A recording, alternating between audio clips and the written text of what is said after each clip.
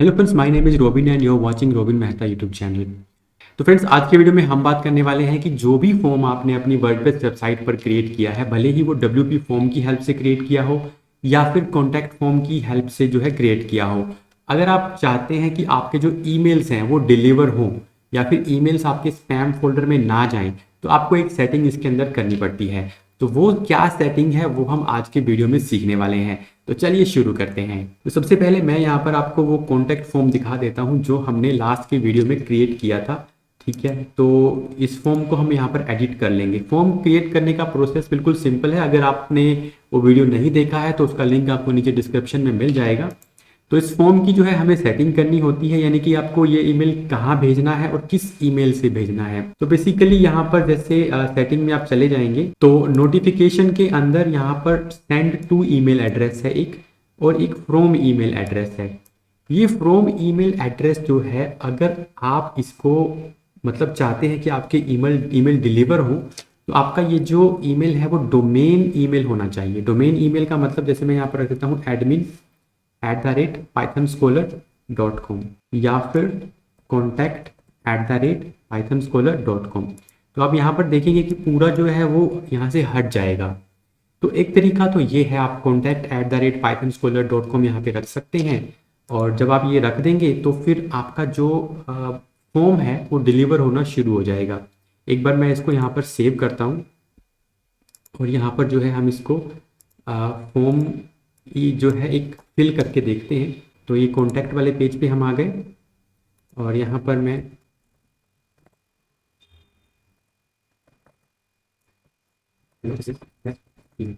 ठीक है, तो ये मैंने यहाँ पर जो है एक टेस्ट ईमेल यहाँ पे मैं भेज रहा हूँ। तो यहाँ पर आप देख रहे हैं ये जो ईमेल है वो हमें डिलीवर हो चुका है। अब इसमें तो कोई दिक्कत नहीं है, मतलब आपने अगर यहाँ पर जो अगर आपके पास ईमेल एड्रेस है, डोमेन स्पेसिफिक ईमेल एड्रेस है, तो फिर आपका जो ईमेल है वो डायरेक्टली डिलीवर हो जाएगा। अब डोमेन स्पेसिफिक ईमेल बनाना कैसे है, तो अगर आप होस्टिंगर यूज़ कर रहे हैं तो सबसे पहले आप जो है होस्टिंगर का जो है डैशबोर्ड ओपन कर लें और फिर यहाँ पर ईमेल्स पे चले जाएं, क्योंकि हमें एक ईमेल क्रिएट करना है। ठीक है, तो अब यहाँ पर अगर हमें जैसे मान लीजिए मैं पाइथन स्कॉलर की बात कर रहा हूँ, तो यहाँ पर हम मैनेज पे क्लिक करेंगे तो इससे रिलेटेड जो ईमेल्स हैं हम यहाँ पे क्रिएट कर सकते हैं। ठीक है, अब यहाँ पर मैं देखता हूँ कि मेरे पास कौन से ईमेल अकाउंट हैं। तो यहाँ पर जो है admin@pythonscholar.com ऑलरेडी बना हुआ है। अब अगर आपको नया ईमेल बनाना है, यानी कि जो भी आपने ईमेल यहाँ पर फिल किया है, जैसे contact@pythonscholar.com, अभी देखिए ये सिर्फ डालने भर से ईमेल डिलीवर हो रहा है, बट आपको क्या करना है, आपको एक ईमेल क्रिएट जरूर कर लेना है। ठीक है, तो अब हम क्या करते हैं, क्रिएट पे क्लिक करेंगे और यहाँ पर लिख लेंगे contact@pythonscholar.com, और ये जो पासवर्ड है ये मैं यहाँ पर एक बार सेव कर लेता हूँ। ये मैंने यहाँ पे सेव कर लिया। ठीक है जी, तो इसको हम यहाँ पे क्रिएट कर लेते हैं और इसको हम यहाँ पे स्किप कर देते हैं। तो इस तरह से आपने ईमेल जो है वो अपनी होस्टिंग के अंदर क्रिएट करके रख लेना है, और डब्ल्यूपी फॉर्म के अंदर आपको वही जो है ईमेल एड्रेस एंटर कर लेना है। अब कई बार क्या होता है कि ये ईमेल एड्रेस एंटर करने के बाद भी हमारा जो मेल है वो डिलीवर नहीं होता, तो उस केस के अंदर हमें SMTP सेटअप जो है करना होता है। तो वो कैसे करते हैं, उसके लिए हम एक प्लगइन को इंस्टॉल करेंगे जिस प्लगइन का नाम है SMTP। तो यहाँ देखिए WP फॉर्म के अंदर एक ऑलरेडी एक टैब दिया हुआ है SMTP। तो यहाँ पर भी हमें ये बोल रहे हैं कि आप एक WP मेल SMTP जो है इंस्टॉल कर लिए। तो उसके लिए हमें करना क्या है, हमें प्लगइन्स में जाना है और ऐड न्यू प्लगइन पे क्लिक कर देना है और यहाँ पर हम सर्च कर लेते हैं SMTP। तो ये जो फर्स्ट प्लगइन है WP mail SMTP by WP forms. ठीक है, तो WP फॉर्म का ही है, ये काफ़ी पॉपुलर भी है। तो इसको हम इंस्टॉल कर लेते हैं और फिर इसको हम एक्टिवेट कर लेते हैं। जब इसको इंस्टॉल और एक्टिवेट करेंगे तो ये आपको सेटअप के लिए बोलेगा। ठीक है, तो इसको आप यहाँ पर कर भी सकते हैं और यहाँ पर स्किप भी कर सकते हैं। तो फिलहाल के लिए हम इसको क्या कर देते हैं, स्किप कर देते हैं।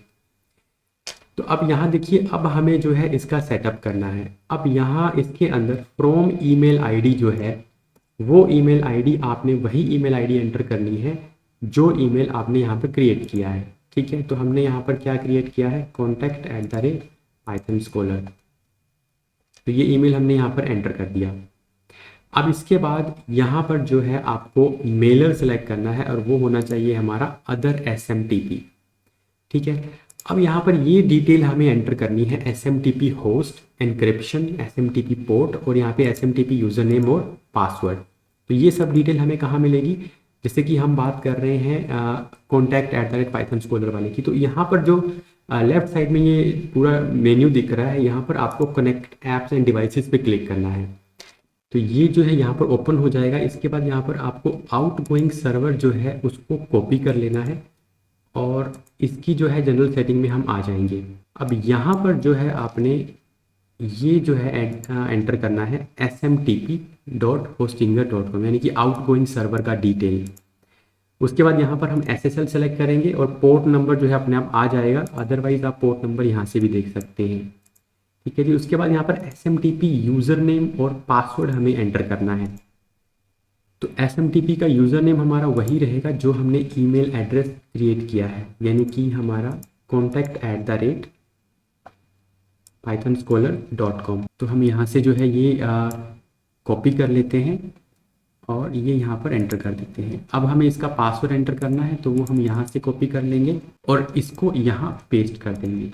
ठीक है। अब इसके बाद आपको यहाँ पर सेव सेटिंग पे क्लिक कर देना है। ठीक है। तो ये हमारा SMTP सेटअप हो चुका है। बस आपको ये चीज़ इंश्योर करनी है कि आप जो कॉन्टैक्ट फॉर्म यूज़ कर रहे हैं उसकी सेटिंग के अंदर आपने यही ईमेल एड्रेस एंटर किया हो।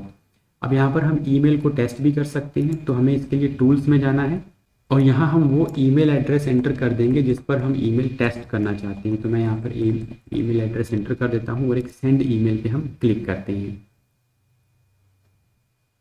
तो अब मैं यहाँ पर एक बार चेक कर लेता हूँ। तो ये देखिए ये जो है ईमेल हमारा सक्सेसफुली डिलीवर हो चुका है।